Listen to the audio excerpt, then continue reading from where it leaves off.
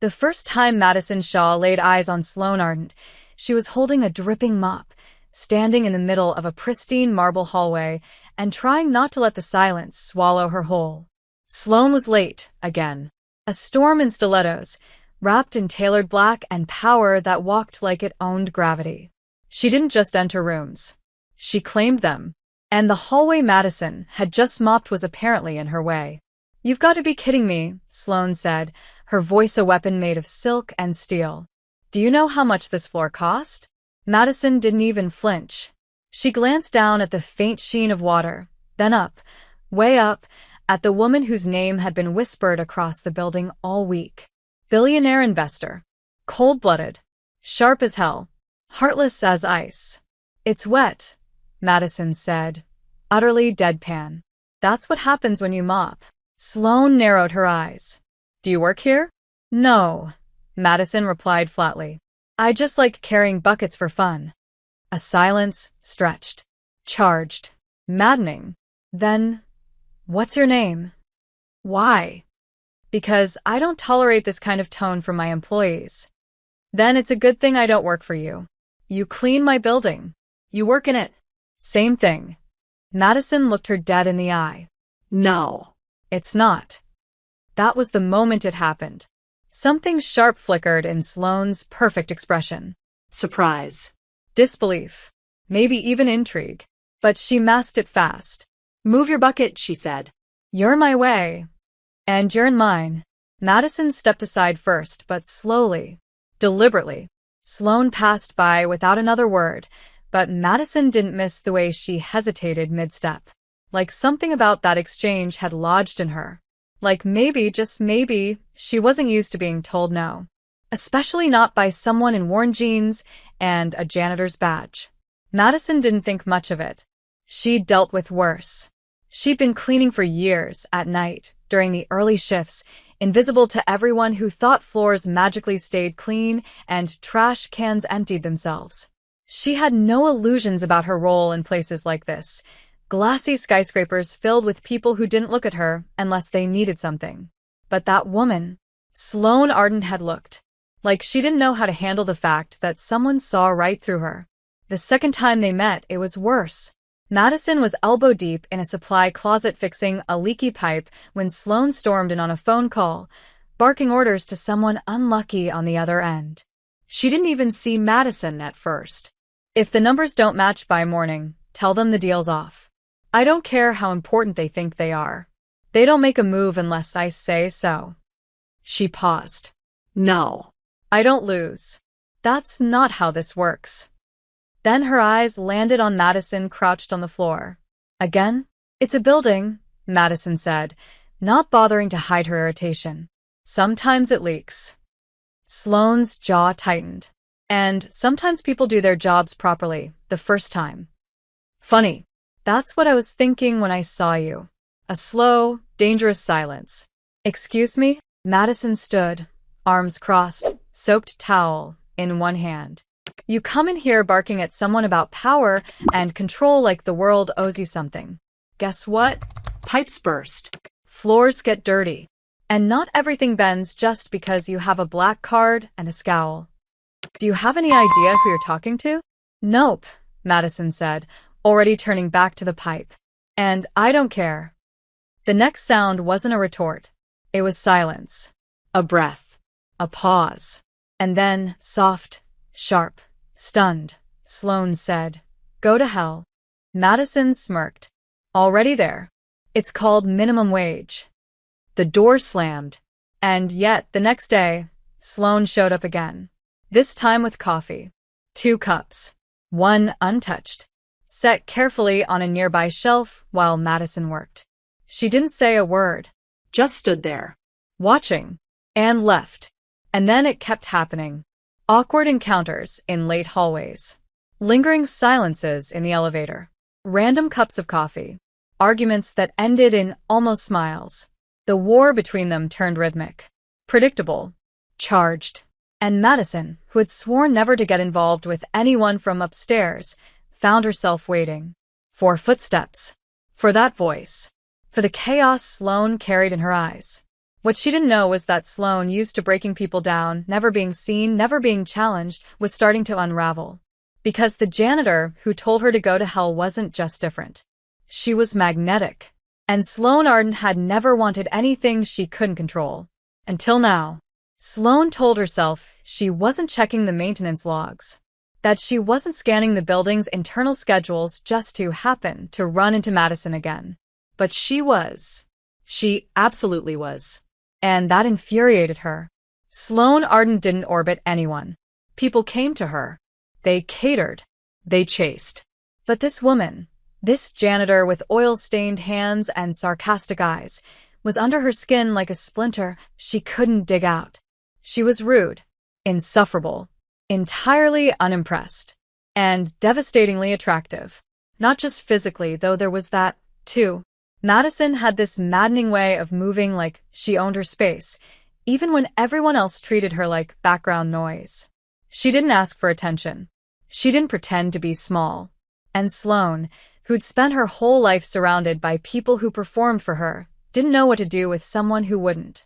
The next time they met, Sloane didn't pretend it was an accident.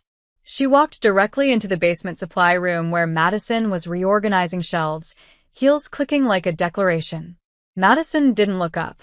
If you're here to complain about the light bulbs, I suggest finding an actual reason to hate your day. No, Sloane said. I'm here because you fascinate me. Madison's hand froze around a box of filters. She turned slowly. That's either a very weird insult or a very weird come on. It's neither. Sure it isn't. Sloane folded her arms. You're not like anyone else here. You mean I don't kiss your ass? You don't fear me. Should I? Most do. Madison leaned against the shelf, arms crossed, face unreadable. You're used to controlling people. That's not strength, Sloane. That's habit. Sloane's jaw twitched. You say my name like we're close. You brought me coffee. Twice. You didn't drink it. Doesn't mean I didn't notice. The silence between them stretched like tension pulled taut. Sloane took a step closer. You think you're better than me? No, Madison said, eyes dark and steady. I think I'm free. That hit harder than anything. Because it was true. Madison had no empire to protect. No empire to lose. No need to impress anyone. And Sloane, who lived behind layers of glass, guarded meetings, and curated distance, realized she hated how much that scared her. You think you know me, Sloane said. I know the type. You don't know anything. Then prove it. Madison didn't move. Didn't blink. I don't need to impress you. That's what makes you nervous. I'm not nervous. You're obsessed. Sloane stepped forward again. They were close now. Too close. Madison's breath was steady. Sloane's wasn't. You want to know something real? Madison asked quietly. You scare people because you've forgotten what it's like to be touched by something that doesn't need you. Sloane's pulse slammed against her throat. And what about you? I don't need you either. But I still see you. That was it. That was the moment. The heat between them no longer theoretical. No longer simmering beneath sarcasm. It was real. Alive. Devouring. Sloane leaned in, not even knowing if she meant to kiss her or break the space between them just to breathe properly. Madison didn't flinch. But she didn't close the distance either. She whispered, Don't kiss me just to win something. And if I'm not trying to win? Then do it when you're not angry. When you're not trying to prove you're still in control. Sloane stepped back. Slowly. Like retreating from a fire she couldn't contain. You're dangerous. I'm honest. Same thing, Sloane muttered. She left before she could do something irreversible. But later that night, in her penthouse that felt too big and too silent, she poured herself a glass of scotch and sat on the edge of her bed, thinking about hands that smelled like metal and eyes that burned hotter than truth. Madison, meanwhile, was trying not to think about her at all. But it wasn't working. She hadn't expected the billionaire to return. Hadn't expected the tension to shift from antagonistic to magnetic. Hadn't expected that look. That almost kiss. That brief, raw moment when she saw something break in Sloane's gaze. Something lonely. Something real. She wasn't stupid. She knew this couldn't go anywhere. She was a janitor. Sloane was a billionaire. Even the air between them wasn't meant to mix. But God, there was something there. Something alive. Something that didn't care about titles or floors or power.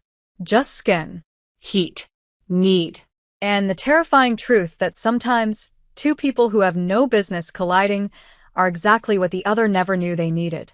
Sloane didn't sleep. She tried. She lay in bed, silk sheets twisted around her legs, eyes locked on the ceiling, fingers clenched. Her mind wouldn't stop replaying it. The sharp sound of Madison's voice, the way she stood still while Sloane stormed closer, the way she didn't back down. And worse, the way she looked at her. Like she saw her. Not the empire. Not the power. Just her. Sloane hadn't realized how few people had done that. She got up at 4:15 a.m., threw on a trench coat over nothing but a camisole and leggings, and took the elevator down 63 floors like the building itself was mocking her. "What are you doing, Sloane? You're not like this. You don't chase." But her body moved anyway. The maintenance wing was quiet. Early. The air tasted like metal and dust, and the kind of silence that pressed against your chest. Madison was there. Alone. Fixing a broken lock on a service door with her sleeves rolled up and her jaw clenched in concentration. Sloane stopped a few feet away. Said nothing. Just watched. Madison noticed her immediately, but didn't turn around. "If you're here to inspect my work, grab a wrench. Otherwise, you're just in the way." Sloane stepped closer. "It's 4:30 in the morning. Pipes don't care about business hours." "Neither do you, apparently." Madison finally turned. Her face was flushed from effort, a smear of grease on her cheek. "Let me guess. You couldn't sleep. That obvious? Your shoes are untied." Sloane glanced down. They were. She didn't even remember putting them on. "I don't do this," she said suddenly. "What?" "Chase people. Show up uninvited." She stopped. "Off balance." "Good," Madison said, wiping her hands on a rag. "You could use some imbalance. Keeps things real. This isn't a game." "No," Madison said. "But you've been playing one." Sloane swallowed. Hard. "I don't know what this is." "Then stop looking at me like that." "Like what?" "Like you want to burn something down just to see if I'll walk through the fire." The silence after that wasn't cold. It was molten, heavy with unspoken things. "You make me forget myself," Sloane said quietly. "Maybe that's the point," Madison replied. "Maybe you're tired of being the woman everyone expects." Sloane took another step forward. "And who do you expect me to be?" "Someone real." "What if I can't be?" "Then I'll walk away." "And if I try?" "Then stop talking." Sloane didn't. She just stepped in and kissed her. It wasn't soft. It wasn't sweet. It was a collision. Tension snapping. Weeks of restraint unraveling in a single breath. Madison's back hit the wall, hard. Sloane's hands were in her hair, at her jaw, against her hips, pulling her closer like she needed to feel something solid before she shattered. Madison kissed her back just as fiercely, because she'd wanted this too, even if she'd never admit it. Their mouths fought, not for dominance, but for truth. For release. Sloane tasted like control cracking open. Madison tasted like fire that didn't ask permission. And when they finally broke apart, both breathless, both undone, Sloane whispered, "Say something." "Say what?" "That you felt it too." Madison didn't answer right away. She touched Sloane's face instead, gently, fingertips dragging down her cheek. "That's the problem with you," she said softly. "Hey, if you're enjoying this story, go ahead and drop a like to help us grow even more. And let me know in the comments, on a scale from 0 to 10, what score would you give this story so far? Your feedback makes all the difference. You feel everything so loud, but you're terrified of silence. Sloane stepped back, chest heaving. "This changes things." "Yes," Madison said. "And no, you can't pretend I don't exist now. I never did." "Then why keep pushing me away?" "Because I don't trust rich people." "Is that a rule?" "It's a survival tactic." "And me?" You're not the exception. But you're making it hard to remember why I made the rule. That admission knocked something loose in Sloane. Vulnerability flashed across her face like lightning. She wasn't used to this, being read so clearly, being touched with so little deference. It wasn't just desire anymore. It was danger. Because she could lose herself in this woman. Easily. And that scared her more than boardrooms or billion-dollar negotiations ever had. If you stay, Madison said, voice low, this stops being a game. I know. And if you lie to me, I won't. Then come here. Sloane did. This time slower. This time with something more than hunger. Her hands found Madison's waist, held her steady, like she was trying to memorize the shape of something real. Madison kissed her again. And this time, it was quiet, deliberate, laced with a kind of reverence Sloane hadn't known she was starving for. Afterward, Sloane leaned her forehead against Madison's. You don't belong in a basement, and you don't belong on a pedestal. Then where do we meet? Somewhere in the middle, Madison said. If you're brave enough. I've never been afraid of falling. No, Madison whispered. But you've been terrified of landing. Sloane closed her eyes. And for the first time in years, let herself imagine what it might feel like to stop running. Sloane didn't return to the maintenance wing for 3 days. Not because she didn't want to. She did. Obsessively. She thought about Madison with the intensity of a woman spiraling, remembering her voice, her mouth, her hands, the brutal honesty in her stare that made Sloane feel both bare and seen. But that was the problem. Sloane wasn't used to feeling seen. Admired, yes. Feared, always. But seen? That was something else entirely. The kiss had been a mistake, or at least that's what she told herself. Something impulsive. A moment of weakness. It meant nothing. But she was lying, and worse, she knew it. So did Madison. Which is why, on the 4th night, when Sloane finally showed up at the maintenance hall just before midnight, she didn't expect kindness. She didn't even expect forgiveness. But she wasn't prepared for indifference. Madison was bent over a service table, fixing an electric panel. Her hair was tied up messily, her shirt rolled to the elbows, hands smudged with oil. She looked up briefly, expression unreadable. You're late. Sloane paused in the doorway. Was I expected? No, Madison said, not looking at her again. That's why it's annoying. Sloane stepped inside slowly. I thought you might want an explanation. I don't. Madison, don't. The word hit like a slap. Madison's voice was even, but her jaw was tight.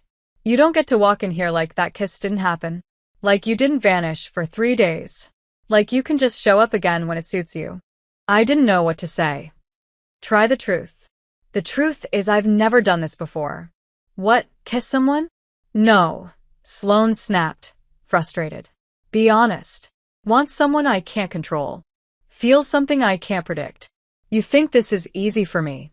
Madison finally turned to face her, wiping her hands on a rag. I think it's only hard because you keep trying to outmaneuver it instead of just letting it be real. Sloane's mouth tightened. You think I'm not real? I think you've spent so long playing a role that you don't know how to be yourself anymore. And you think you know who I am? I think I've seen more of you than anyone else has in years. Silence. Tense. Personal. Sloane crossed the space between them in slow, deliberate steps. She stopped just inches away, voice low. Tell me you don't feel it. Feel what? This. Us. That kiss. Madison didn't answer. She held Sloane's gaze, the air between them electric. And when she finally spoke, her voice was soft but sharp. I feel it. I felt it the second you walked into that hallway like you owned the world. And I hated how much I wanted you even then. Sloane's breath hitched. Then why are you pushing me away? Because you'll break me, Madison said. And I'm not the type who heals quietly. That admission struck Sloane like a blow. She stepped back, not because she wanted to, but because she didn't deserve to be that close. I don't want to hurt you. Then don't. I don't know how to do this without ruining it. Then don't ruin it. Just be here. Sloane's face cracked, just a little. A rare softness flickered in her expression, one that most people never got to see. She wasn't a machine. She wasn't made of marble. She was a woman afraid of herself. Madison stepped forward this time. Close the space. I'm not asking you to be perfect, she said. I'm asking you to be real. Sloane touched her hand. Lightly. Hesitantly. Like the contact itself was fragile. I don't know who I am without the armor. Then let me help you take it off. Their kiss this time was different. Slower. Deeper. Not just heat, but meaning. It wasn't about dominance. It wasn't a challenge. It was surrender. When they parted, Sloane leaned her forehead against Madison's. If I do this, she whispered, I don't want it to be a secret. Madison exhaled, stunned. You sure? No, Sloane said. But I'm tired of hiding everything I feel. Madison looked into her eyes. Then let's do it. But on our terms. No PR. No boardrooms. No pretending. And no disappearing. Deal. They smiled soft, almost shy, like two women who had no business being in each other's orbit, but had finally stopped fighting gravity. And that night, for the first time, Sloane didn't go back to the penthouse. She stayed. In the maintenance wing. With Madison. They didn't sleep much. But they finally rested. Sloane woke up before Madison. She didn't know what time it was. Only that the room was bathed in a strange kind of golden quiet, the kind that only exists before the world remembers it has somewhere to be. Madison was sprawled beside her on the cot, one arm draped lazily over Sloane's stomach, her breath soft and warm against Sloane's shoulder. And Sloane didn't move. Couldn't. Because if she did, this would become real. Tangible. Traceable. And for once, she didn't want to analyze it. She just wanted to feel. Her eyes trailed over the cluttered maintenance room. Shelves of tools, scuffed tile floors, a portable space heater humming in the corner, and yet, in that moment, it felt safer than her $1 million penthouse ever had. No glass walls. No curated image. Just her. Just Madison. But real life doesn't wait for comfort. At 7:03 a.m., Sloane's phone vibrated. Then again. Then nonstop.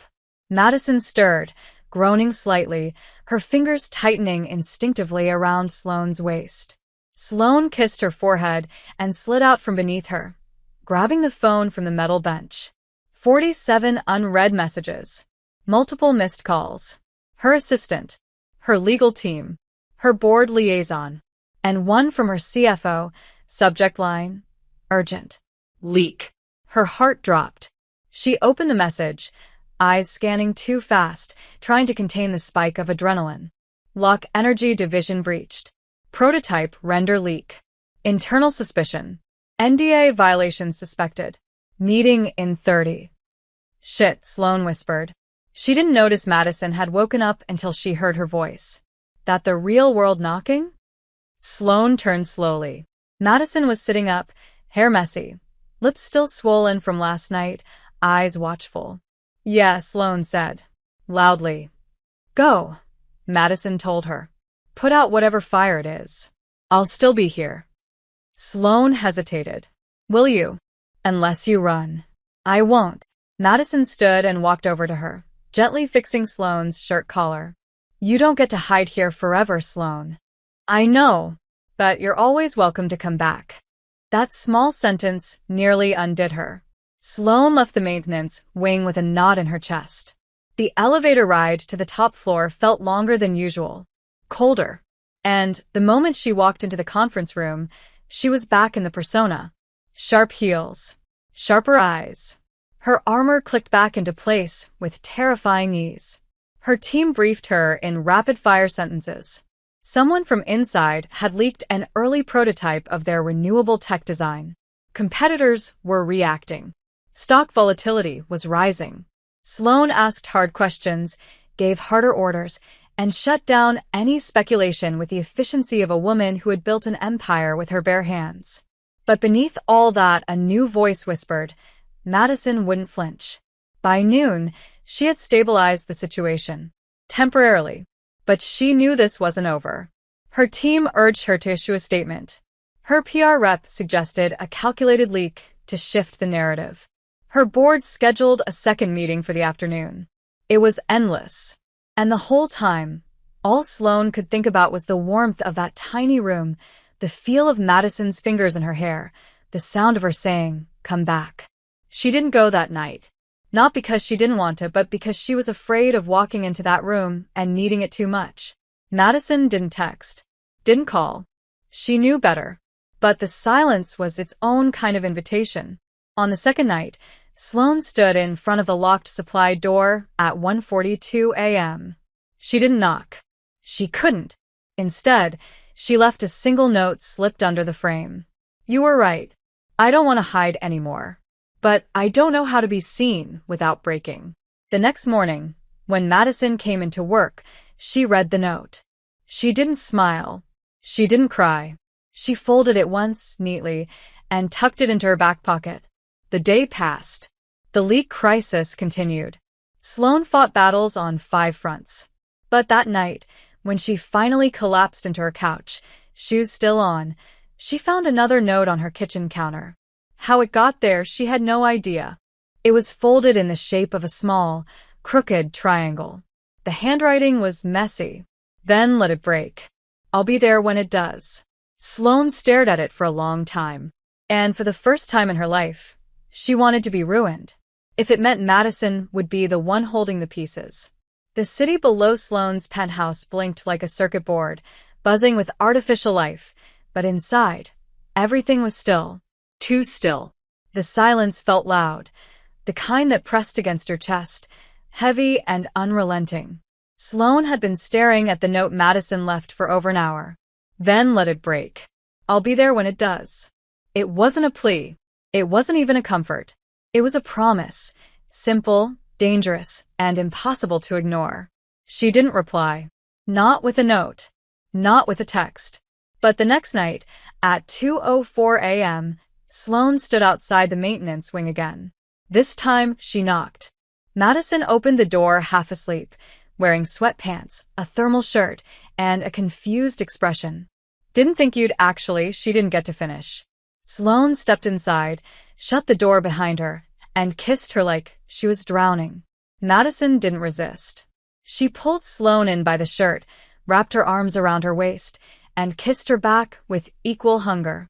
But when they finally broke apart, Madison whispered, "This isn't a fantasy. You don't get to come here just when it's too hard up there." Sloane's forehead rested against hers. "I know. That's not why I came." "Then why?" "Because you're the only place I don't have to pretend." Madison exhaled slowly, her hands never leaving Sloane's body. "Okay, then stay." And she did. For the rest of the night. This time they didn't sleep on the cot. They lay on the floor, wrapped in an old quilt, skin against skin, words shared between kisses and touches that asked nothing but gave everything. Sloane told her things she had never said out loud. About her mother. About the empire she built so no one could ever hurt her again. About how alone success made her feel. Madison listened. No pity. No judgment. Just presence. Just heat. Just honesty. "I'm not what you're used to," Madison murmured. "You're more," Sloane said. "You scare the hell out of me."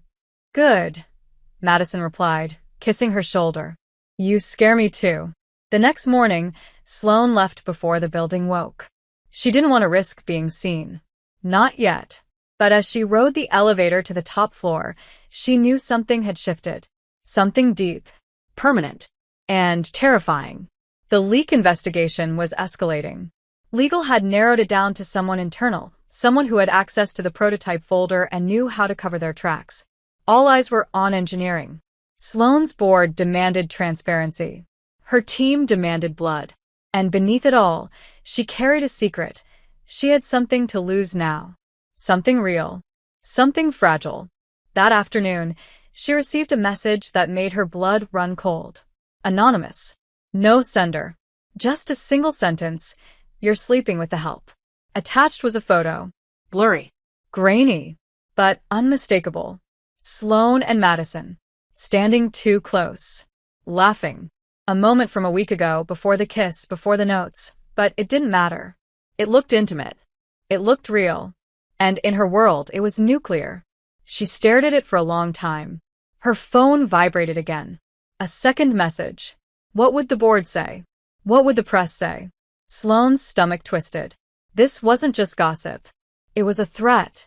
She could handle attacks. She'd faced worse. But this risked Madison. Her job.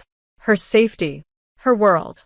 And Sloane knew exactly what people like her board would do to someone like Madison. That night, she didn't go downstairs. She didn't write a note. She sat alone in her apartment, hands clenched, walls closing in. At 3:17 a.m., her phone buzzed again. Madison, you okay? Sloane stared at the screen. Typed. Deleted. Typed again. No. The response came quickly. Do you want me to come up? Sloane hesitated. Then no. Let me come to you. At 3:29 a.m., she knocked again.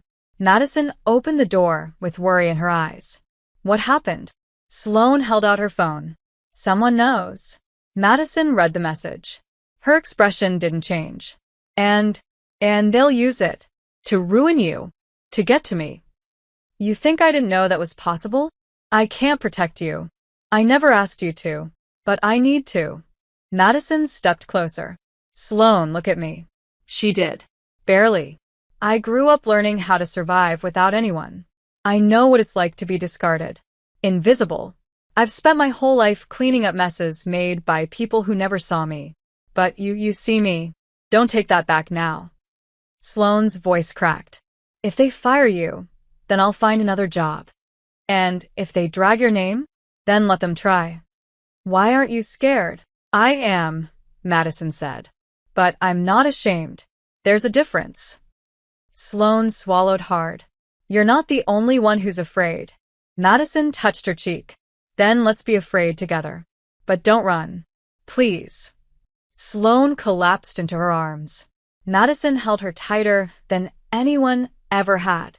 And for the first time, Sloane didn't try to be the strong one. She just let herself be held. Loved. Human. They didn't talk about what would happen next. About the fallout. About the war that was already coming. But they made one silent vow in that moment. Whatever breaks, we break together. The fallout began slowly, like smoke seeping through a crack before the fire reveals itself. At first, there were whispers. Long glances. Meetings that paused when Sloane walked in. She knew the signs. She'd spent years mastering the language of corporate suspicion. And this time, she wasn't imagining it. Someone inside was spreading rumors. Quiet ones, but precise. Not just about the leak. About her. About Madison. About late nights and locked doors, and the way her expression softened whenever the janitor was mentioned. Sloane wanted to crush it before it caught flame. But she couldn't go after shadows. Not yet. So she waited. Calculated. But the pressure built. Her board called an emergency meeting. The CFO cornered her after hours. If there's something compromising your judgment, we need to know. Sloane met his stare without blinking. The only thing compromising my judgment is the fact that none of you are focusing on the actual breach. He didn't push, but the warning was clear. The walls were closing in. That night, Sloane went to Madison again. This time without calling. Without notes. Just need. Madison opened the door and didn't ask anything. She just let her in. Sloane collapsed onto the cot, burying her face in her hands. Madison sat beside her in silence. After a long pause, Sloane said, I don't know how to fix this without hurting you. Madison reached over, took her hand, then stopped trying to fix it. Just stand with me. Sloane looked at her. They'll come for you. Let them. You're not afraid? Terrified. Then why are you so calm? Because I made my choice the moment I let you kiss me back. Sloane leaned in, forehead against Madison's. I wish I met you before I became this. Madison shook her head. You wouldn't have let me in back then. She was right. Sloane knew it.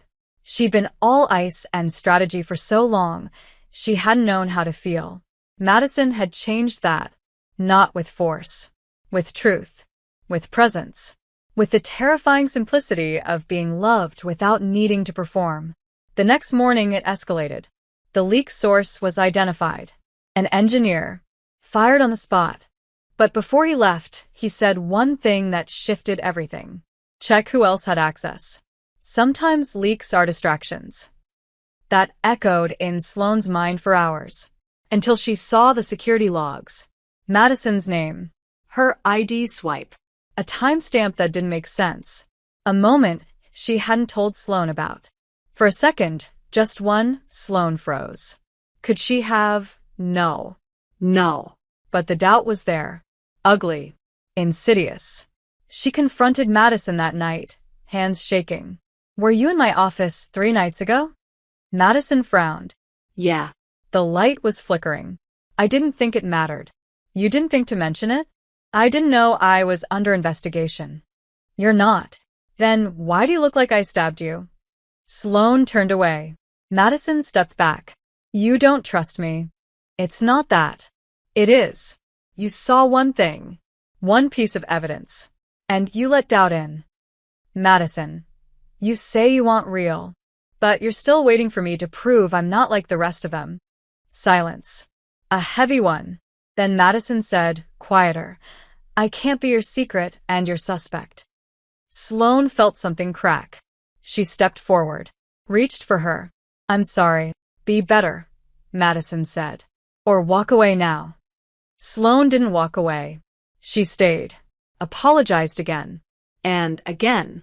Madison let her in slowly, cautiously. And when she did, Sloane kissed her like she meant it. Like it was an oath. Like it was the only language she trusted anymore. Days passed. The rumors turned to murmurs. The board pressured harder. A formal warning arrived. And still, Sloane stayed with Madison. Every night. Every moment she could steal. And one night, as they lay tangled on the cot, hearts steady, breath synced, Sloane whispered, Let them watch us burn. Madison smiled. Then let's give them a hell worth watching. The boardroom smelled like tension and old power. Polished oak, crystal water pitchers, eyes sharper than any contract. Sloane sat at the head of the table, spine straight, fingers laced, expression unreadable, but her heart was pulsing with the weight of what she was about to do. The leak had been neutralized. The source terminated. The company stabilized. But the rumors about her, they hadn't stopped. In fact, they'd gained traction.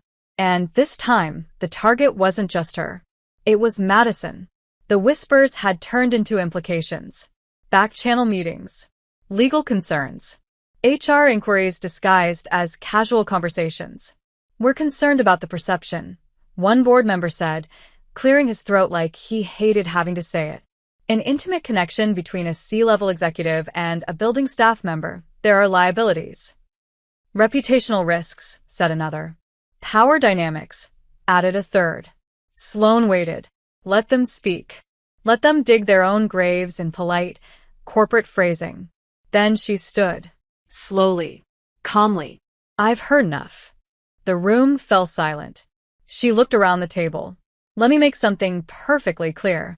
My relationship, whatever you choose to call it, has nothing to do with this company's performance. You want to talk liability? The only liability here is your obsession with optics over substance. Someone started to protest, but Sloane cut them off with a single glance. You've trusted me to lead this company through wars, through mergers, through recessions. And you think now, because I care about someone outside your world, that I'm unfit? That I'm weak? She leaned forward. I built this empire. I bled for it. And I will not apologize for loving someone who reminds me I'm still human. A breathless pause. One of the board members, older, quiet until now, said softly, So it's true. Yes, Sloane said. It's true. You understand that makes her a target now. Sloane's expression hardened. Then they'll have to come through me first.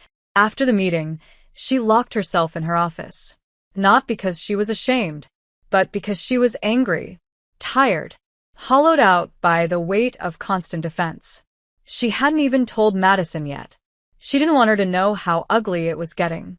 But the moment she stepped into the elevator that night, her phone buzzed. Madison, they called me into HR. They asked if you coerced me. If I was sleeping with you for promotions. If I felt unsafe. Sloane's blood froze. She texted back, "Where are you?" "Madison, on the roof." Sloane took the stairs 2 at a time. When she reached the rooftop, Madison was sitting on the ledge, legs crossed, wind in her hair, looking out over the city, like she wasn't afraid of falling.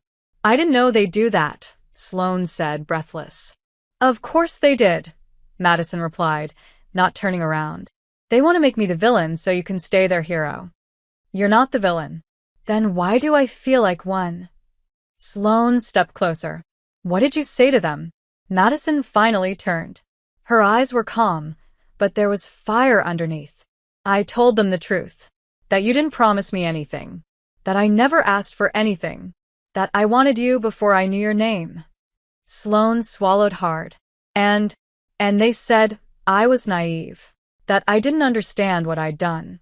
"You haven't done anything. I fell in love with you. That's all." That hit harder than any accusation. Sloane walked to her slowly, knelt beside her. "Say it again." "I fell in love with you." "Madison, you don't have to say it back." "I do. Because I feel it too." Madison smiled, small and sad. "Then we have a problem. Because they're not going to stop." "Then let them try." "They're going to dig. They'll try to paint me as a threat. Or worse, a fool. They can't touch you. They already have." Sloane reached for her hand. "So let them try to tear us down. I'm done hiding. Done pretending you're anything less than everything to me." Madison stared at her, wind brushing across her face, softening the edge of her pain. "You're sure?" "I've never been more sure of anything." "Then we do this. Together." Together. They stood on that rooftop, city lights behind them, like a storm waiting to break. And Sloane kissed her. Hard, unapologetic, defiant. A declaration. A warning. A promise. If the world wanted a scandal, they were about to get a love story instead.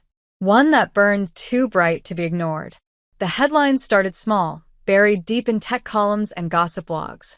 A source close to the company, alleged misconduct, hinted at an inappropriate dynamic between the CEO and a junior staff member. It didn't mention names, but it didn't have to. The vultures knew where to circle. Within 24 hours, Sloane's name trended.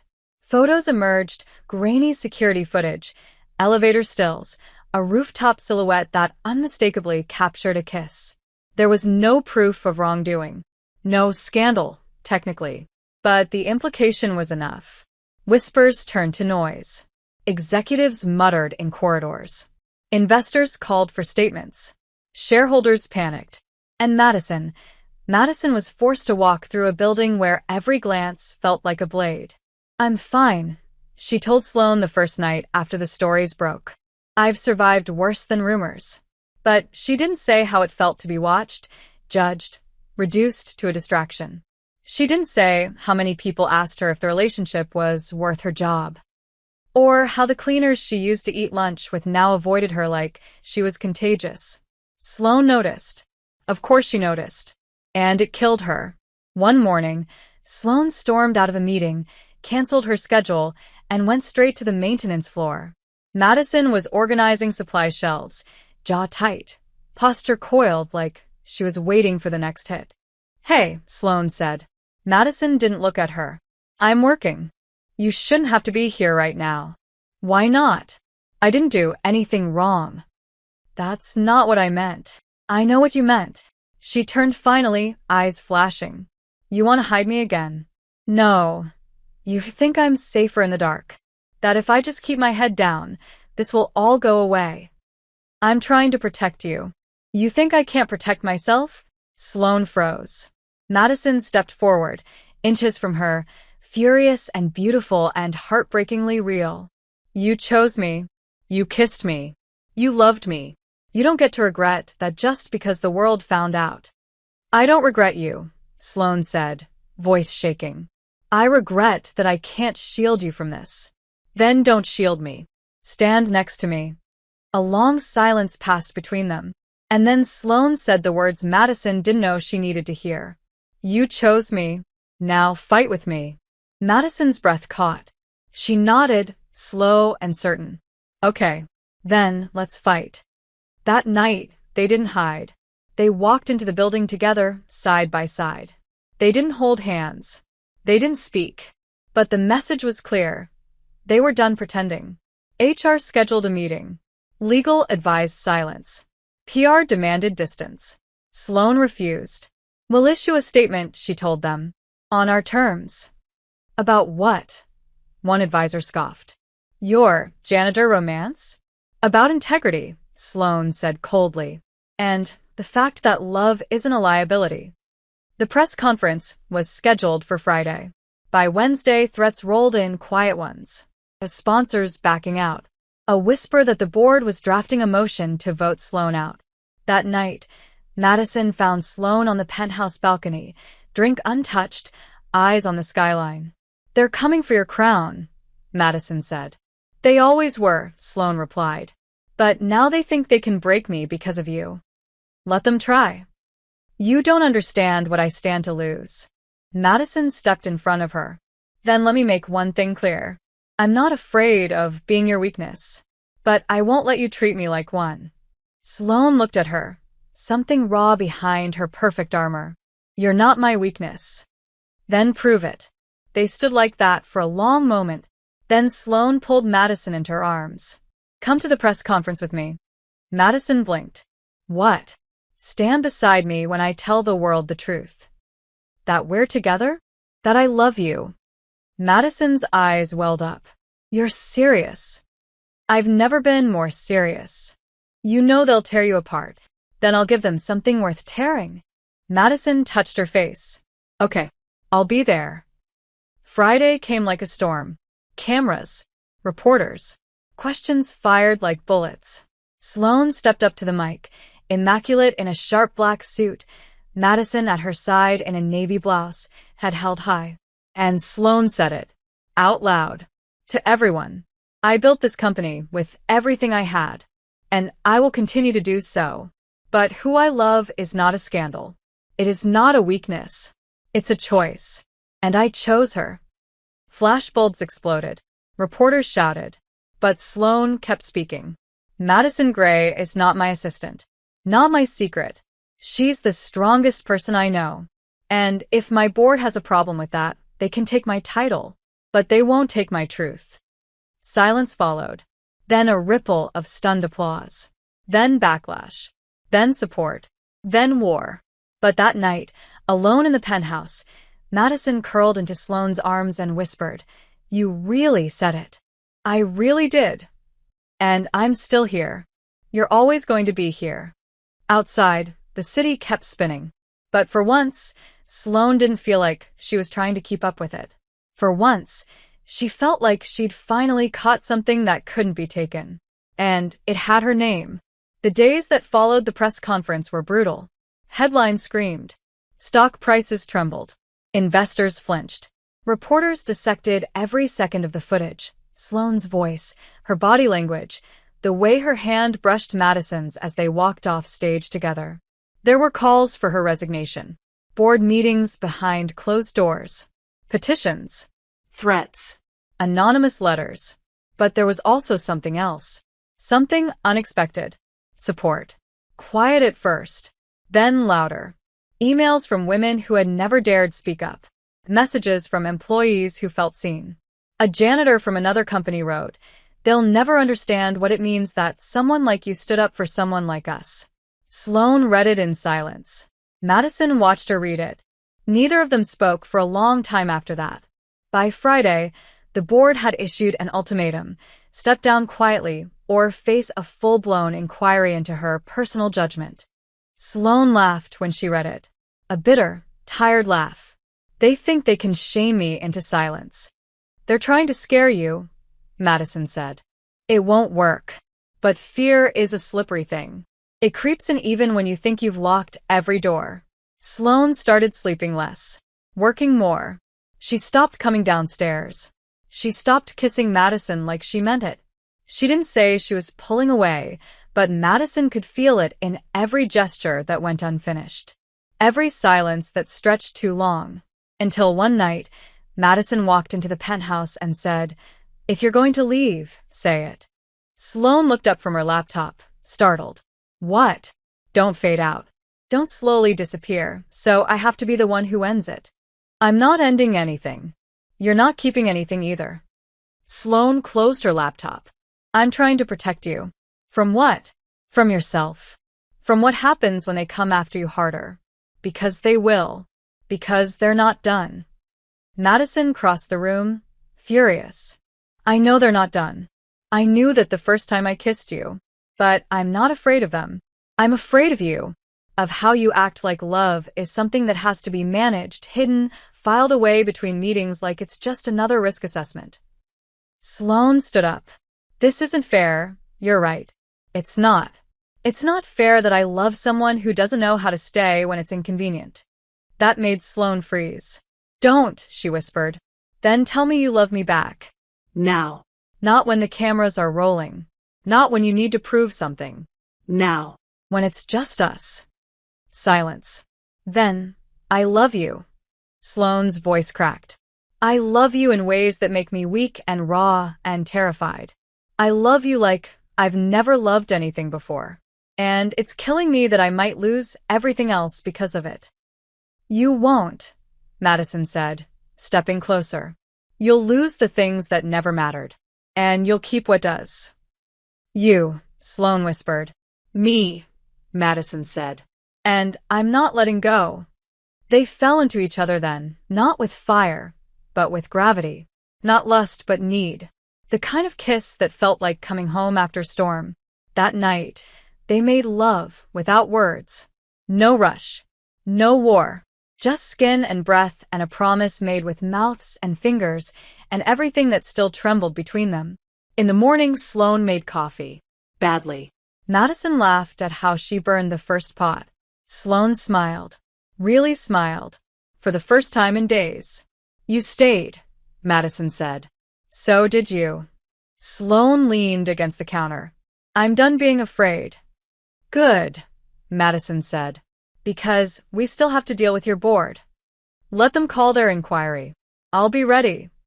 You sure? Sloane nodded. Because if they think they can scare me into stepping down, they've forgotten who built this empire. Damn right, Madison said, wrapping her arms around her from behind. Now go remind them.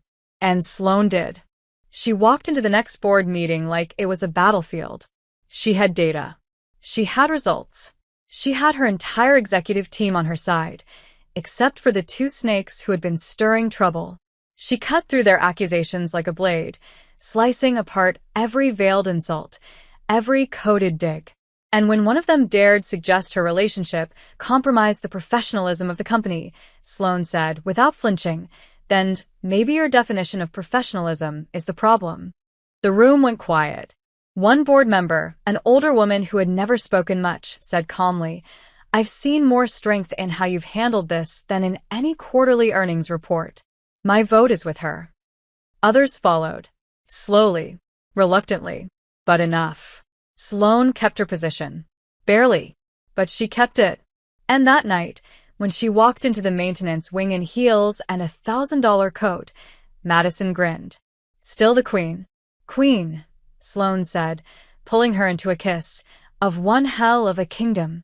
For the first time in weeks, the building was quiet. No reporters camped outside. No emergency meetings. No whispers trailing behind Sloane's heels.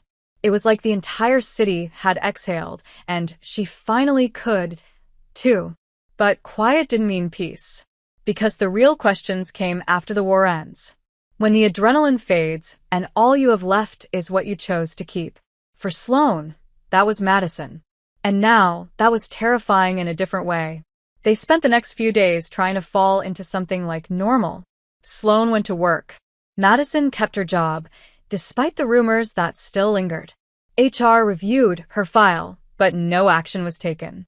Maybe because Sloane made it clear she'd burn the entire building down if they touched her. Maybe because they finally saw what everyone else had started to see. This wasn't a scandal. This was something real. But normal wasn't easy for women like them. One night, after a long day, Sloane invited Madison to her penthouse. Not for sex. Not to hide. Just to be. Madison came barefoot, with 2 bags of takeout and a hoodie that swallowed her whole. She looked around the sleek, glass and concrete apartment and said, "It's beautiful. And cold." Sloane raised a brow. "Cold." Madison walked over to the wall of windows. "It's all perfect, but it doesn't feel lived in. It feels like something you present, not something you belong to." That hit harder than Sloane expected. "I don't spend much time here," she said quietly. "Then why did you invite me?" "Because I want you to see the part of me I've never let anyone into." Madison turned, really looked at her. "Okay, then let's make it messy." She started taking things off the shelves, rearranging, moving pillows. She lit a candle from her bag. Who brings a candle to someone's penthouse? Madison did. She laughed when Sloane tried to help and told her, "Stop curating. Start existing." They sat on the floor, eating noodles from cartons, and Sloane asked, "What does home feel like to you?" Madison didn't hesitate. Soft lighting. Music in another room. A toothbrush that isn't yours next to the sink. Mismatched mugs. A blanket someone else always steals at night. Sloane swallowed hard. That sounds dangerous? Impossible. Or maybe just honest. They watched a movie. Madison fell asleep halfway through, curled against Sloane like she belonged there. And for the first time in her adult life, Sloane didn't feel like a fraud in her own space. She stayed up watching Madison breathe. She stayed up thinking, what if this isn't the storm anymore? What if she's the after? The next day, she didn't go to work. She called her assistant and said, "Cancel everything. I need one day to remember who I am when I'm not fighting." She and Madison went to a bookstore, a market, a little diner where nobody recognized them. Madison bought a book she didn't need, and Sloane bought a pie just because Madison liked the smell. They didn't talk about power, or risk, or reputation. They just lived. That night, Sloane said, "Stay over." Not for a night. For a while. Madison froze. "Like move in?" "Yes." "You're serious?" "I've never been more serious." Madison searched her face. "Are you sure you're ready for that? I want you here. In the mornings. In the quiet moments. In the ones that aren't about surviving."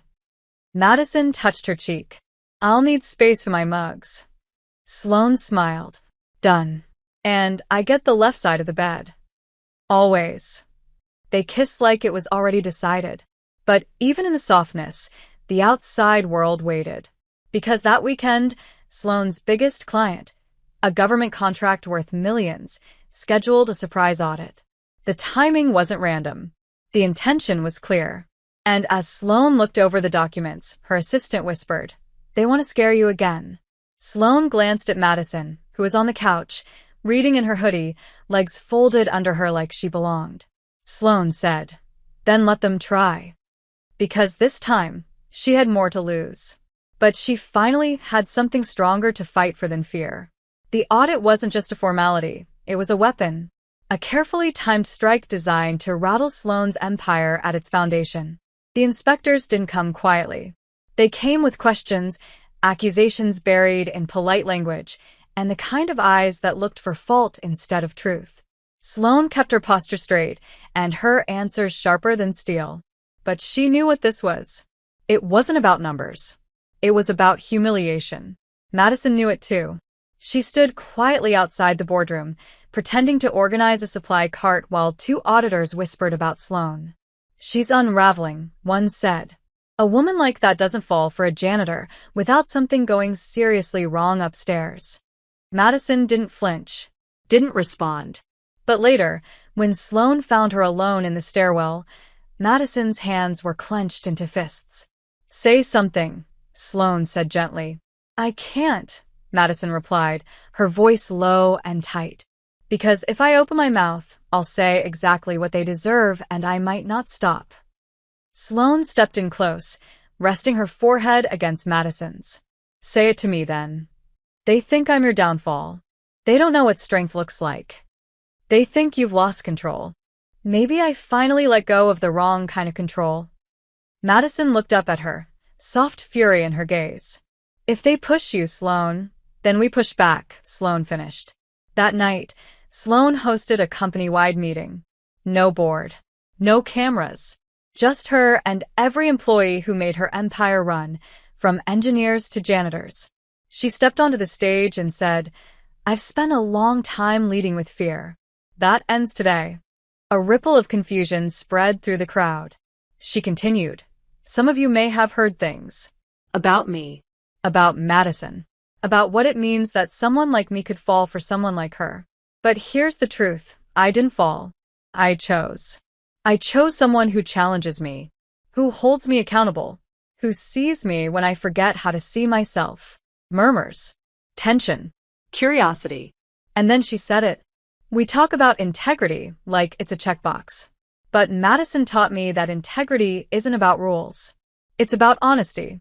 And I won't run from that anymore." She left the room in silence. But when she got back to her office, she found notes slipped under the door. Dozens. Handwritten. Folded. Simple. "Thank you. I needed to hear that. You make me believe people like us matter too." Madison read them with her, one by one, curled up on the floor with her knees to her chest. "I didn't think they'd say anything," she murmured. "They never do. Not to our faces."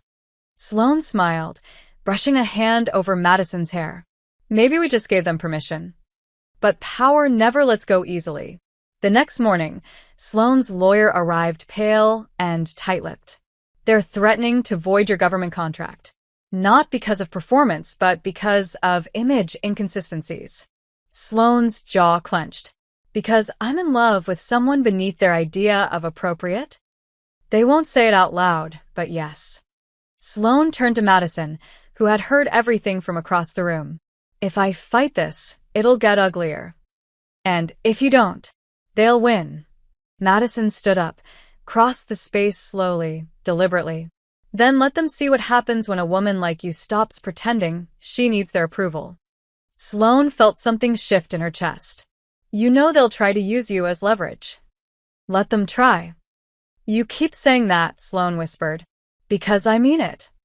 That night, Sloan went public again, but not with press. With documents. Proof that her company's work was above reproach. That every audit line, every number, every report passed with flying colors.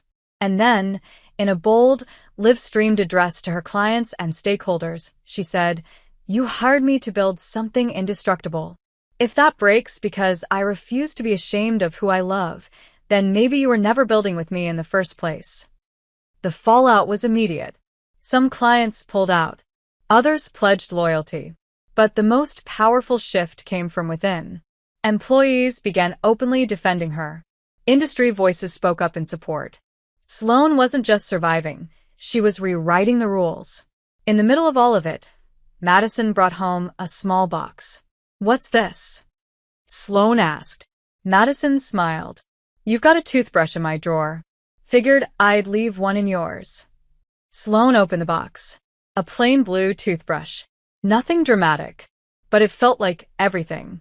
"This is the first thing that's ever made this place feel like home," she whispered. Madison leaned in. "Good. Because I'm not going anywhere." "Neither am I." And that night, as they fell asleep together, the chaos still buzzing outside their world, Sloan whispered into Madison's neck, "I'm not afraid of them anymore." Madison, already half asleep, replied, "That's because you finally stopped standing alone." Everything was almost perfect. Almost. The kind of stillness that settles before an earthquake. The press moved on. The company stabilized. Sloan's team began adapting to her new leadership.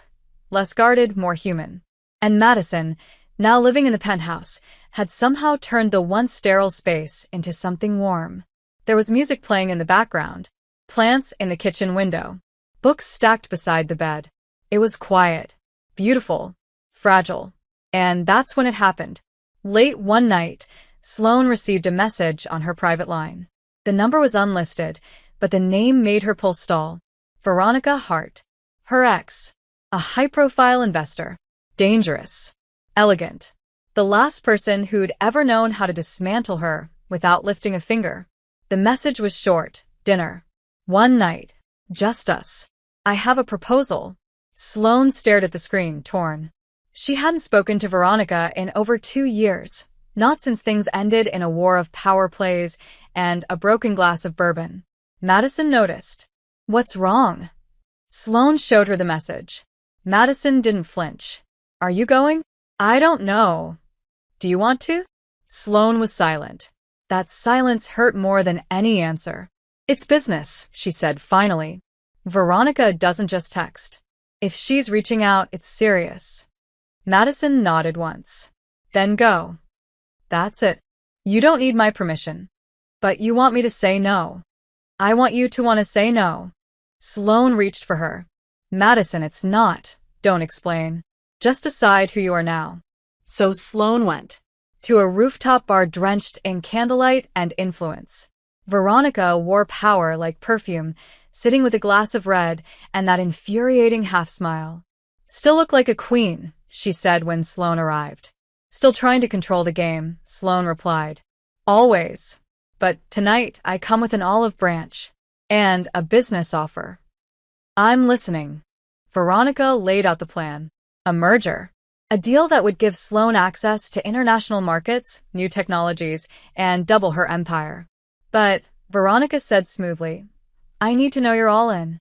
That you still understand what ambition requires. And what's that? No distractions. No emotional liabilities. No entanglements that could compromise optics. You mean Madison? Veronica smiled. She's beautiful. Grounded. But we both know how this world works. Power doesn't bend for love. Maybe it should, Sloane said. Come on. We both know you. You could have had everything. And you threw it away for someone who waxes floors. Sloane stood. I didn't throw anything away. I finally built something worth keeping. Don't be naive. Don't be bitter.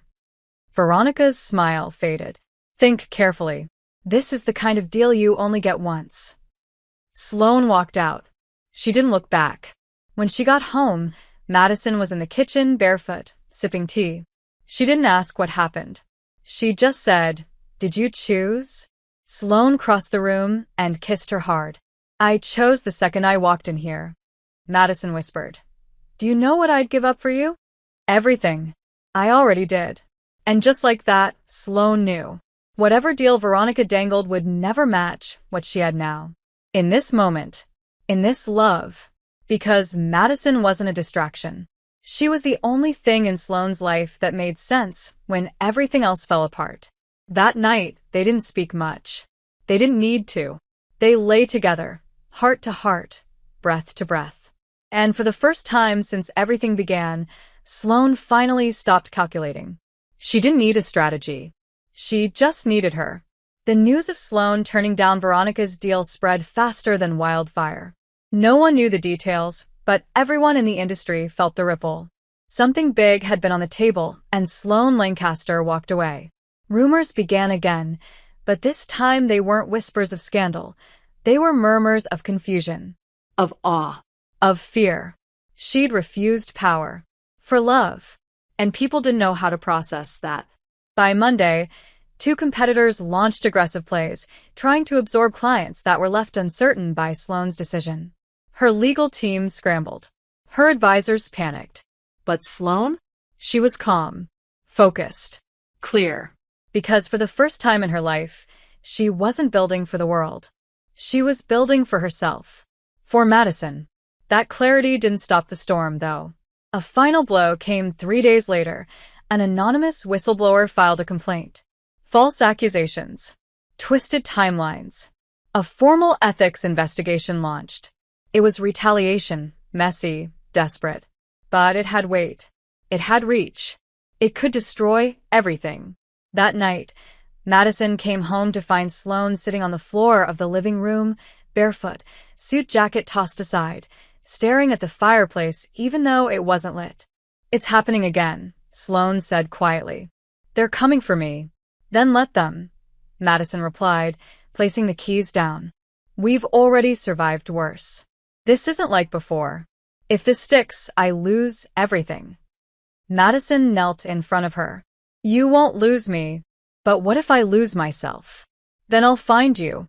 Again. And again. however many times it takes. Sloane broke then. The crack finally widened. She buried her face in Madison's neck and whispered, "I don't know how to be soft when the world keeps trying to break me." "You don't have to be soft. Just don't shut me out. I'm not strong like you. You're stronger. Because you keep choosing love, even when it costs you everything." Madison pulled back, looking her straight in the eye. "But if this falls, if everything crashes down, then we fall together," Sloane finished. She didn't sleep that night. Instead, she worked, quietly, meticulously, preparing a full defense. Her lawyer warned her the board might freeze her out. The government contract had already been suspended. Her name was trending again. "You don't have to fight this alone," Madison said. "Then stay beside me." "I already am." The morning of the hearing, Sloane stood in front of the mirror, adjusting the collar of her black blouse. She turned to Madison. "Do I look like a woman who can't be shaken?" Madison stepped closer. "You look like a woman who's already been through the fire and came out choosing her own damn story. Come with me." "To the hearing?" "Yes. They'll eat me alive. They'll try. But I want them to see exactly who I'm fighting for." Madison took a deep breath, then nodded. "Let's go." The room was cold, formal, rows of executives, government representatives, lawyers with dead eyes. Sloane stood, back straight, Madison at her side. They asked about the leak, the ethics, the alleged conflict of interest. And Sloane answered every question with facts, clarity, and the kind of unwavering gaze that only came from someone who had nothing left to prove. But then came the real test. "Ms. Lancaster," one man said, adjusting his glasses, "do you admit that your relationship with Ms. Gray compromised your objectivity and led to reckless decision-making within your company?" Sloane looked at him, then at Madison. No. "But I do admit that my relationship changed me. Made me braver, made me rethink the kind of leader I wanted to be. And if that's what you're punishing me for, then fine. I'll wear it proudly." Murmurs filled the room. The committee went silent for a moment. Then one woman on the panel leaned forward and said, "Thank you. That will be all." The room cleared. Slowly. Tense. But Sloane didn't move. Not until Madison touched her hand. "You did it." "I don't know yet. Doesn't matter. You showed them who you are." That night, they walked home together under quiet skies. No reporters. No flashbulbs. Just them. The city buzzed low, but distant. Sloane said, "If they take everything from me, would you still stay?" Madison stopped walking. "There is no world where I leave you. Even if I fall? Then I'll fall with you." They stood in the middle of the sidewalk, people passing, uncaring, and kissed like the end of the world didn't matter. Because maybe it didn't. Not when you'd already found the only person worth holding on to, when everything else vanished. The verdict didn't come for 2 days. 2 days of silence, headlines cooling, threats fading into background noise. The city kept spinning, but Sloane stood still. The board was quiet.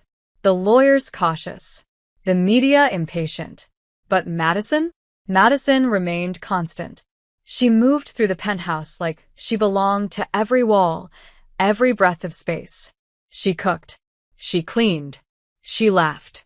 And she stayed. On the third morning, just as the sun broke through the glass walls, a call came in. Sloane answered with steady hands.